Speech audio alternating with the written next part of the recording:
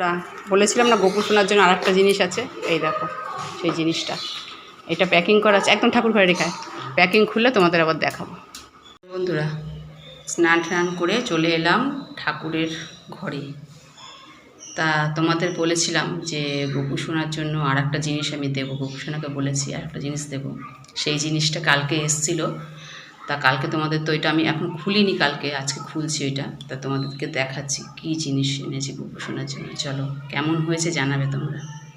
এই দেখো এইটার মধ্যে আছে জিনিসটা, কি হতে পারে তোমরা বলো, কি করে বলবে না দেখালে, তাই চলো দেখিয়ে দিই।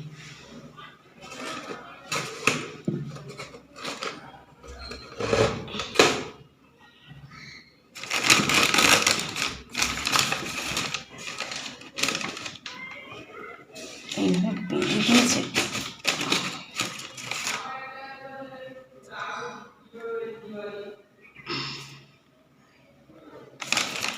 কত জায়গায় বেঁধেছে বাবা।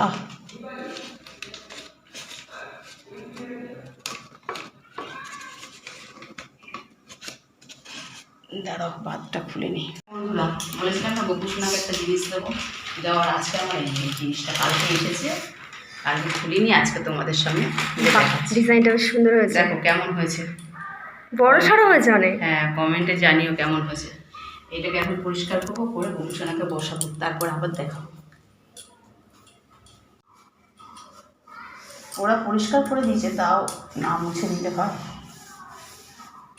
এবার গদিটা আনতে হবে। এই পাশটা মোছা হয়নি, ওই প্রথম, হ্যাঁ উপরটা একটু উপরে, এই যে নিচটা মানে এরকম লম্বা হবে। হ্যাঁ বসো।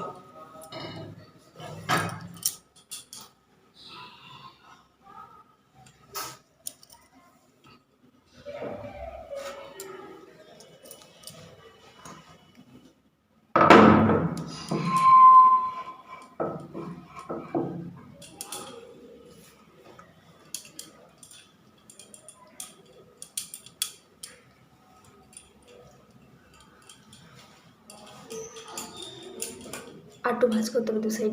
জায়গা এবার থেকে এইখানে বসে থাকবে, এইখানে বসে বসে সব দেখবে, হ্যাঁ কে কি করছে না করছে সব দেখবে।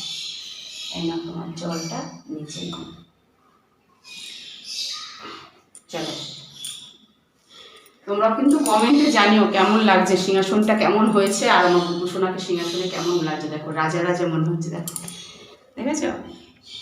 এবার ও দুটো পাশ বালিশগুলো এখানটাতে দিলে মনে হয় বেশি ভালো লাগবে। হ্যাঁ হ্যাঁ রাত্রেবেলা আর উঠিয়ে দিতে হবে, বুঝেছো? কি হাসি দেখো না।